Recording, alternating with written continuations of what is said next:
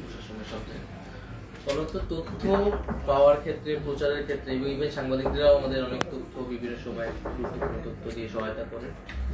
সেই জায়গাতে আমরা সাংবাদিকদের সহায়তা কামনা করছি এবং সরকারের জায়গা থেকেও যে কোনো প্রকার সহায়তা সহযোগিতা আমরা করতে প্রস্তুত আছি। সবাইকে ধন্যবাদ জানাচ্ছি এবং আজকের আলোচনার জন্য। জি ধন্যবাদ। আমি আজহার, এখন টিভি থেকে। এখানে আপনি যখন আমাদের মাঠের সংবাদকর্মীদের সাথে এক ধরনের কাছাকাছি হন, তখন আসলে আমরা অনেক প্রশ্ন করার সুযোগ পাই এবং এই দূরত্বটা থাকে না। কিন্তু এই দায়িত্বরত যারা এই যে মাঠের বিপ্লব থেকে দায়িত্ব নিয়েছেন বা তাদের সাথে সরাসরি আমাদের মানে একটা দেয়ালও থাকে কর্মকর্তাদের মাধ্যমে। আমি যেই বিষয়টা একটু জানতে চাই সেটা হলো যে পরিস্থিতিগুলো এখন চলছে, আপনারা গতকালও সংবাদ সম্মেলনে বলেছেন যে আপনারা রাইটিং ম্যানেজমেন্ট একটা পরিবর্তন আনছেন, কিন্তু ওই জনগণের যে ভোগান্তি তাদের পক্ষ থেকে এটা প্রশ্ন তোলা হচ্ছে যে আইন শৃঙ্খলা বাহিনী আসলে শক্ত হতে পারছে না, একটা বিশৃঙ্খলা চলছে। সেই ক্ষেত্রে মানে কঠোর হবারও একটা প্রত্যাশা আছে, কারণ মানুষের তো অনেক ভোগান্তি হচ্ছে। মানে কি হবে, এরকম চলতে থাকবে নাকি? মানে আপনারা যে রাইটিং সিস্টেম একটা আন্তর্জাতিক মানের ওদিকেই থাকবে, মানে পরিস্থিতি কিভাবে নিয়ন্ত্রণে আসবে? না, পরিস্থিতি তো পরিবর্তন হবে। এখন আমরা তো পুলিশ ব্যবস্থাপনায় পরিবর্তন আনতে চাচ্ছি। পুলিশ সংস্কার কমিশন আছে, তারাও সুপারিশ করছে এবং একটা ফর্মাল সুপারিশ তারা করবেন, সেই অনুযায়ী পরিবর্তন হবে। এখন আপনাকে আমাদের সবাইকে বুঝতে হবে যে আমরা একটা বিপ্লব পরবর্তী একটা পরিস্থিতির মধ্যে আছি এবং বিপ্লবের মধ্যে দিয়ে কিন্তু ল অ্যান্ড অর্ডারের ব্রেক হয়। নতুন করে আবার ল অ্যান্ড অর্ডারটা তৈরি হইতে কিছুটা সময় আসলে লাগে। সেই জায়গায় আসলে যে কোনো দেশে বিপ্লব পরবর্তী, অভ্যুত্থান পরবর্তী পরিস্থিতিতে সামাল দেওয়ার ক্ষেত্রে জনগণের ভিতরে যে নানা ধরনের সক্রিয় অংশ থাকে তাদের অনেক বেশি ভূমিকা রাখতে হয়, এবং রাজনৈতিক দল, সামাজিক সংগঠন গুলো, ছাত্র আন্দোলন গুলো আছে যারা। তো সেই জায়গা থেকে আমাদের এই রাজনৈতিক দলগুলোর কাছ থেকে আমরা আমাদের সেই সহযোগিতাটা দরকার, তাদের কাছে সেটা বরাবরই চাচ্ছি। এবং পুলিশ অবশ্যই কঠোর হবে, পুলিশ কঠোর হওয়ার জন্যই পুলিশ, কিন্তু পুলিশ যাতে নিপীড়কের ভূমিকায় না চলে যায়, একটা পুলিশি রাষ্ট্র আমরা যেভাবে দেখেছি সেটাও তো আমরা আবার প্রত্যাশা করি না। ফলে এই উভয় সংকটের মধ্যে তো আমরা আছি, সেই জায়গা থেকে আমরা অবশ্যই উত্তরণ করতে পারবো, আমরা এটা আশা করি। তবে পুলিশকে আমরা কখনোই চাই না যে পুলিশ জনগণের বিপক্ষে দাঁড়াক, ছাত্রদের বিপক্ষে দাঁড়াক, একটা আন্দোলনে গুলি চালাক, এটা তো আমরা চাই না। তবে অবশ্যই পুলিশ জনগণের নিরাপত্তা দিবে এবং সেই জায়গায় পুলিশের সর্বোচ্চ কঠোরতা আসবে। আমরা সেইভাবেই পুলিশকে গড়ে তোলার চেষ্টা করছি।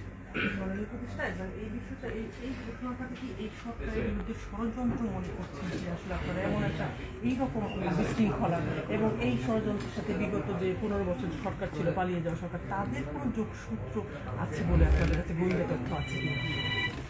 না, আপনার তো এটা তো আপনি যদি ফেসবুক অ্যানালাইসিস করেন আপনি দেখবেন যে গতকালকে যে কলেজে নিহত হয়েছে ছাত্ররা, সেটা কিন্তু হচ্ছে এই যে বিগত সরকারের যারা দলীয় কর্মী তারা কিন্তু ব্যাপকভাবে প্রচার করেছে।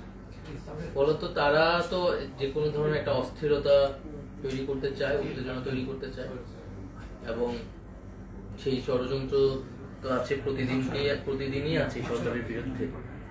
কারণ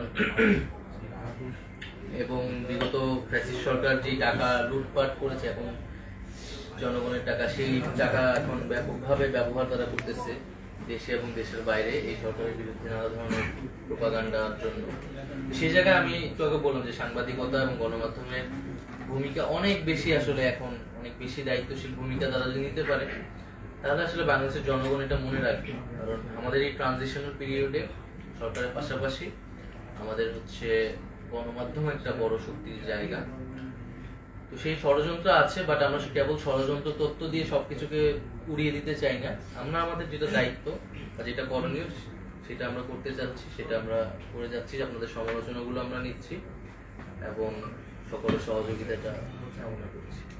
মাননীয় উপদেষ্টা যে একটু যদি বলি যে গত কয়েকদিন ধরেই ডেইলি স্টার এবং প্রথম আলোর উপরে কিছু যেভাবে হামলা বা যেভাবে তাদের পত্রিকার উপরে আক্রমণ করা হচ্ছে, এটা আসলে গণমাধ্যমের জন্য হুমকি কিনা, শুধুমাত্র পত্রিকা নয়, টিভির ক্ষেত্রেও, কিন্তু সেক্ষেত্রে আসলে কী ধরনের পদক্ষেপ আপনারা নিচ্ছেন?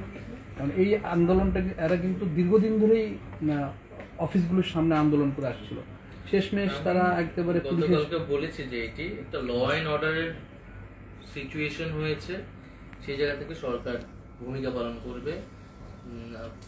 পত্রিকা অফিসে ভাঙচুর হলে সেইটা অবশ্যই আমরা আইনগতভাবে দেখব, কিন্তু এটা কেবল আইনি বিষয় না।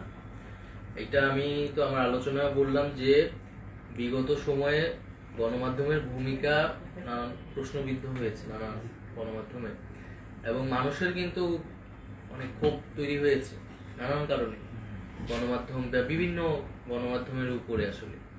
তো মানুষের যে ক্ষুব্ধতা, ক্ষোভ তৈরি হয়েছে, এটা কিন্তু সাংবাদিকদের বা ওই গণমাধ্যমের দায়িত্ব এটা স্পষ্ট করা, কেন মানুষ তাদের প্রতি বিক্ষুব্ধ, মানুষের সাথে তাদের সেই ডায়ালগে বসা, তাদের নিজেদের অবস্থান বা নিজেদের যে কর্মকাণ্ড বিগত সময় সেটা স্পষ্ট করা উচিত মানুষের কাছে এটা।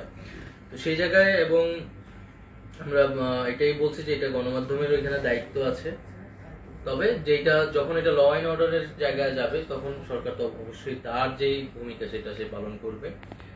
সেই জায়গা থেকে আমরা বলেছি যে আমরা যদি পত্রিকা অফিস ভাঙচুর বা চাপ প্রয়োগ করা হয় সেটা তো অবশ্যই আমরা মেনে নিব না, এবং আমরা সেক্ষেত্রে সহায়তা করব। কিন্তু পাশাপাশি জনগণের ক্ষুব্ধতা থাকলে তারা সভা সমাবেশ করবে শান্তিপূর্ণভাবে, আমরা সেটা শান্তিপূর্ণভাবে যাতে করে সেই আহ্বান জানিয়েছি। সেক্ষেত্রে পুলিশও যাতে দায়িত্বশীল আচরণ করে এবং শান্তিপূর্ণভাবেই জনগণকে সমাবেশ করতে দেয়, আমরা সেই দিক নির্দেশনা দিয়েও দিয়েছি। মাননীয় উপদেষ্টা, একটা বিষয় আপনার কথাতে স্পষ্ট হলো, কিন্তু আমরা জানি যে প্রথম আলো এবং ডেইলি স্টার কিন্তু যেই আন্দোলনের সময় নিরপেক্ষ ভূমিকা পালন করে তাদের পত্রিকা ছাপিয়েছিল, কিন্তু আপনি কি মনে করেন এই যে প্রথম আলো ডেইলি স্টারের বিরুদ্ধে এই যে এখন যে বিক্ষোভ বা ক্ষোভ প্রকাশ হচ্ছে, বন্ধ করার পায়তারা হচ্ছে, এইটা কি ওই ষড়যন্ত্রেরই কোনো অংশ? দেখেন, এটা তো যারা আন্দোলন করতেছে তারাই ভালো বলতে পারবে, তাদের কাছে আপনারা জিজ্ঞাসা করুন তাদের আসলে কেন ক্ষুব্ধতা, তারা কেন বিক্ষোভ প্রকাশ করছে, এবং সেটা আসলে অ্যাড্রেস করা উচিত। শুধু ক্ষোভ প্রকাশ করতেছে বা গণমাধ্যমের বিরোধিতা করতেছে, এটা তাদেরকে শুধু তো আমরা লাঠি পেটা করে এখানে সরাই দেওয়ার কিছু নেই, তারাও জনগণের অংশ, তাদের সাথে কথা বললেই তো জিনিসটা স্পষ্ট হবে।